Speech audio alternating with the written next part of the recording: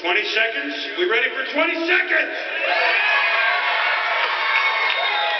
20, 19, ready Casey, 18, 17, 16, 15, help me out, 13, 12, 11, here we go, 10, 9, 8, 7, 6, 5, 4, 3, 2, 1.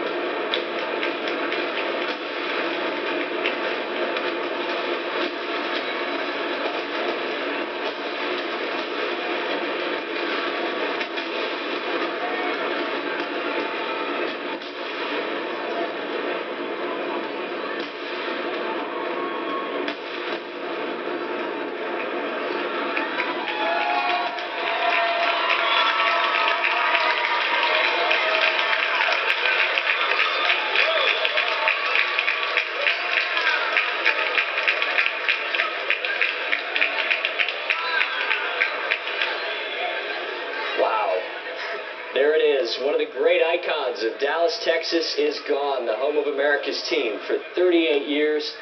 Now just a pile of concrete and a huge cloud of dust. But of course the memories still stand. So many memories for so many people across North Texas. I mean, 30 some odd seasons played there, countless concerts and revivals and championships, you know, the dynasty.